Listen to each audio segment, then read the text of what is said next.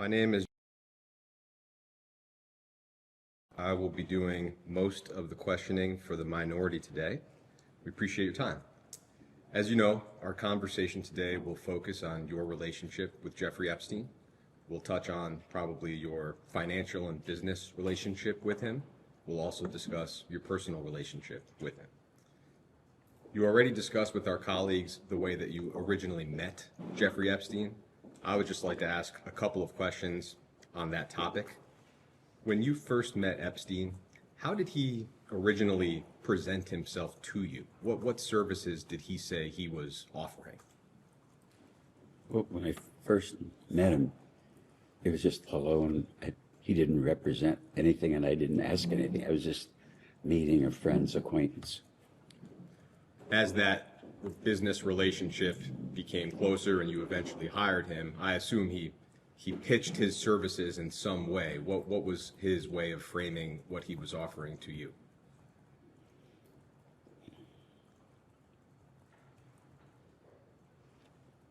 I think it was his experience at an industrial level, like working for a big company like Bear Stearns, and then he had done personal work for the Rothschild family in France.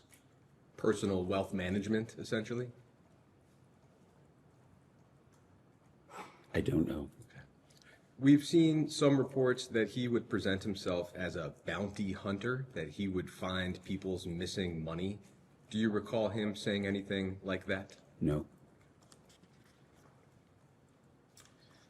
One of the articles that my colleagues already introduced, I won't make you look back through it, but it was the Vanity Fair article.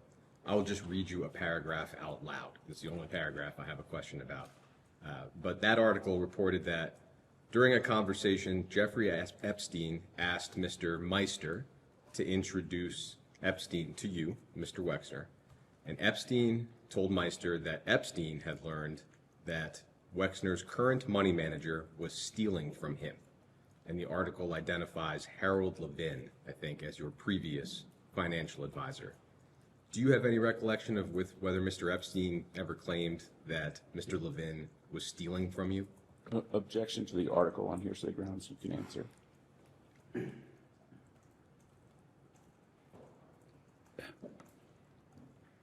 As I recall, Jeffrey never thought Harold was stealing, and I didn't think Harold was stealing. Okay. Did anybody ever say that Harold was stealing? No. Okay. No recollection of that. No recollection of that. That article also describes a story where you sent Mr. Levin to meet with Mr. Epstein and just discuss an investment opportunity, but Mr. Levin came back to you and told you to stay away from Mr. Epstein. Do you have any recollection of that type of a warning from Mr. Levin? No. Same objection. No. Okay. When you initially hired Mr. Epstein, do you recall, and some of this may be repetitive, so you have my apologies, do you recall what year you initially hired Mr. Epstein? No. Would it be right to say that it may have been either 1989 or 1990? Yeah, about then. Okay. Do you recall anybody warning you not to get involved with Jeffrey Epstein when you first hired him? No. I'd like to talk about Epstein's roles and responsibilities while he worked for you. You touched on this in the last hour.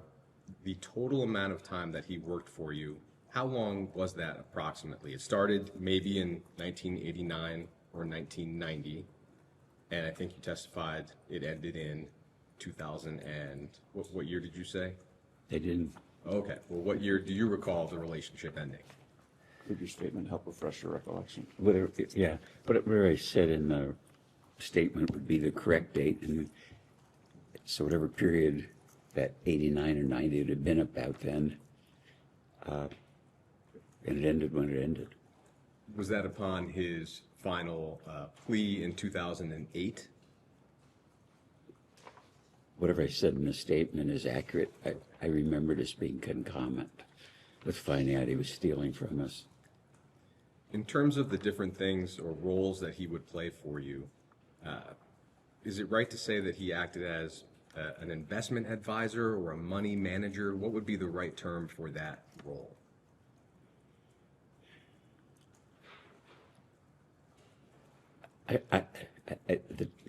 The term wasn't part of my vocabulary, but he was kind of like the family office manager. And so where they oversaw investment, oversaw people getting paid, made sure taxes were done, and talked to accountants. Just I had, in hindsight, because I had done so well, and I was dating Abigail, and we were engaged, and I was married and running 20 businesses. I was very busy, and just all that just stuff that was in my personal life was either wasn't managed by me. It was like my admin was like which sounds kind of crazy, was the closest thing I had to any kind of supervision. Would he be making investments on your behalf the way a traditional investment advisor would? I must have known at the time. I don't recall specifically asking him about investment. I would like to introduce Minority Exhibit A.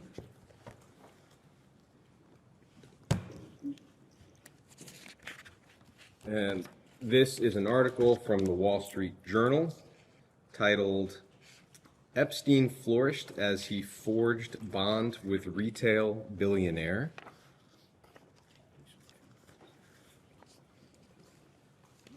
Okay. Next one. And you don't have to read through this whole article, it's just helpful to have it in front of us. But on the bottom of page 3, I will read just a single sentence to you. And the article, identify where sure, it is. it starts with the word soon. It's the very last sentence on the bottom of page 3.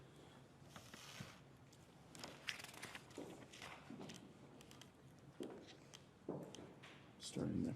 Oh, And that sentence, I'll read it out loud as well, says that soon Mr. Epstein was presenting Mr. Wexner with a variety of investments, including apartment buildings and a development involving a former post office building, says Mr. Morosky.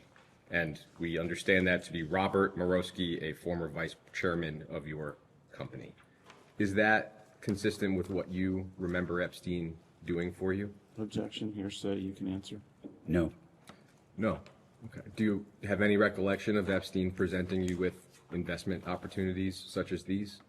I'm sure he did, but they weren't apartment buildings or post office. It would have been, I'm, Do you remember? no, I don't remember. Is it that you don't recall at all, or that, as far as you recall, that statement is just not accurate? Well, there's two parts of it in reading this. One, not accurate, and I fired Bob Morosky for bad behavior. But as to the substantive part, is it that you don't recall whether or not Epstein would present you with these types of investments? I do not recall. Okay. And the quote is from somebody that I fired. Okay. In addition to the, I guess, family office role that you described, I'd like to ask about whether Epstein provided other services to you. We know that he provided some later clients with tax planning services. Did he ever do anything like that for you? Must have, but I have no specific recollection. I mean, somebody, my attorney, tax attorneys, I'm kind of a muddle about who did what. And so is it fair to say again that you just don't recall either way? Yeah, I don't recall at all. Okay. Separately from that, Mr. Epstein was a trustee for various trusts and charities of yours. I'd like to touch on both of those roles, starting with trusts. And so I will introduce Minority Exhibit B.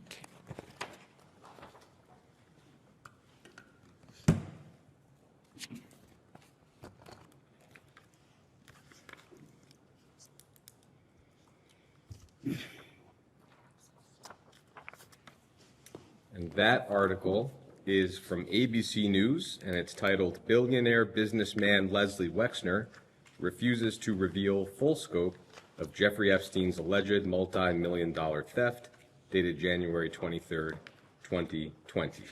And It's January 25th. great. Thank you. Well, I have January 23rd. Oh, I'm looking at the date in the upper right. You're right. All Under right. the byline is January 23rd. There you go. It's got two dates. I don't know which is correct. All right. On page 3 of this article, and I'll let you take a moment, in the middle of that page, the article says that they identified nearly a dozen trusts connected to you. I don't think. Where is that? Sure. It starts in the paragraph Volsher and Boyd, in the middle of the page. Okay. Who are those? I think they're associated with ABC's investigative reporting team. Thank you. And it tells us that they found nearly a dozen trusts with names like health and science interests, arts interests, and community interests connected to Wexner that listed Epstein as trustee and received large gifts of stock in Wexner's company. So I'll stop there. Do you have a recollection of the trusts that are described here? None. None. And so do you have any recollection of Mr. Epstein's role with those trusts? None. Okay. We will come back to that, but I'd like to touch for a moment on Epstein's role with the Wexner Foundation. And I, for that, will introduce Minority Exhibit C.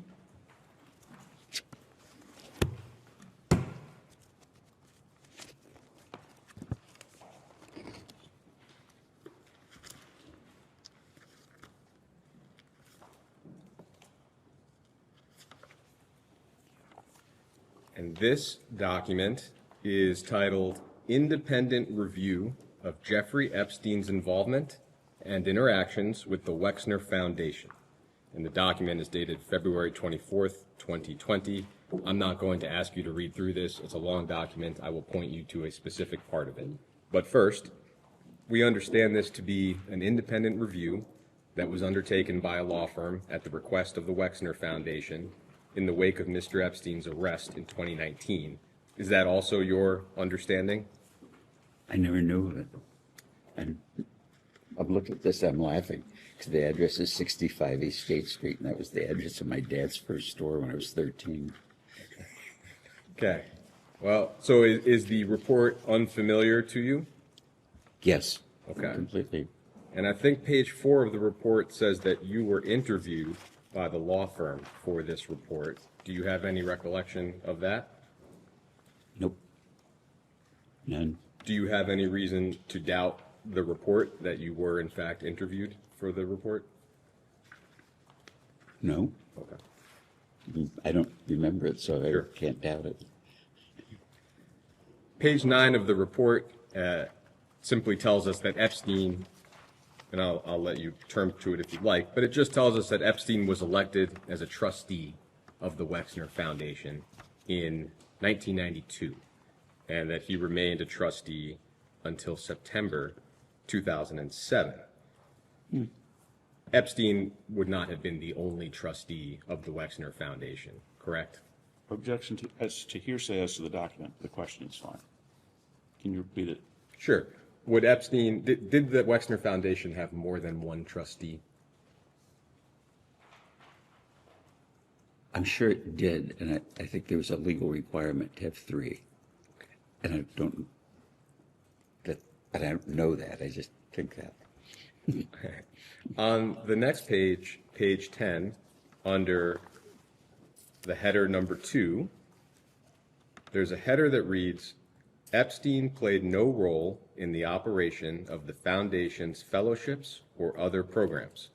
And the first sentence afterward says, "Based upon our review of Foundation records and interviews with Foundation leaders, we concluded that, although a trustee, Epstein played no role in the management or administration of the Foundation's operations or programs." Now, On that topic, I'd like to introduce one more single-page exhibit for you.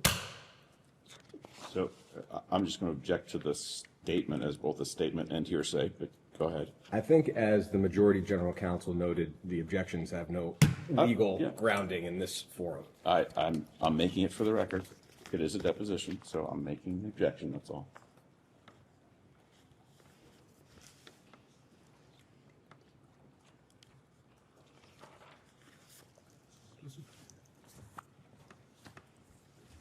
So Is this a single page? single page, and I'll give you a moment to look it over. This is D? That's D.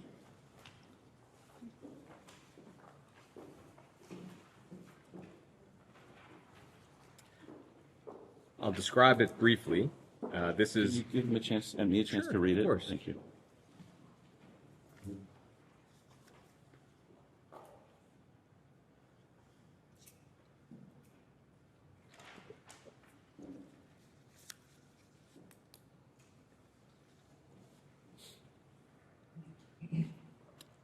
I think I just read it. I'd never seen this before, but go ahead. great.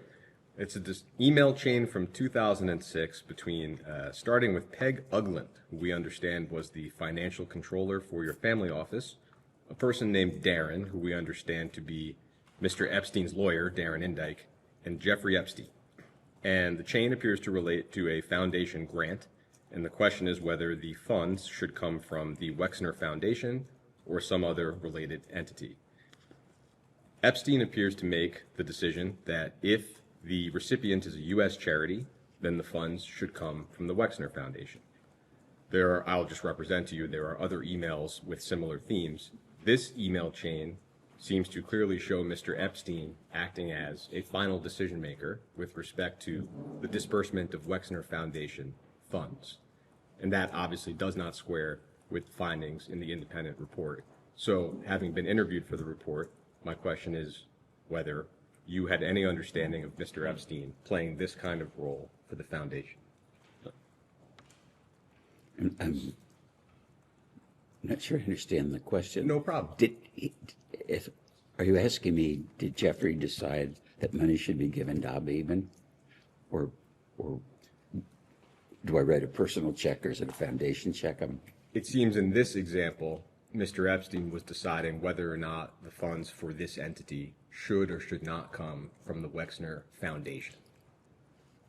Or from someplace else, not whether the donation should be made itself. Yeah. I think that's the distinction he's trying to draw.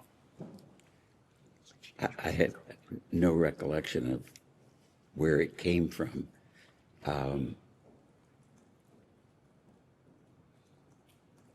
I regularly helped Abba Eben after he retired from government. And I probably would have started with writing a personal check, and then I would speculate how it was paid. I don't remember writing the check. But Eben was a very good friend, and he had no money. He worked for the government of Israel, and Social Security his income was nothing. He was living in public housing. And my sense was that it wasn't fair. So I took care of him privately and his wife Susie until they both died. Did you have any knowledge that Mr. Epstein was acting as a final decision maker for whether or not to spend foundation funds? Not at all. He would never have done that. He does appear to have done it here. As a decision maker, no, absolutely not. I wouldn't have known it, didn't know it, wouldn't have thought it. So him playing this role would have occurred without your knowledge. Objection seems in fact not in evidence. It happened without my knowledge, but I did give money to my friend Abba Eben and his wife Susie. Okay. Thank you.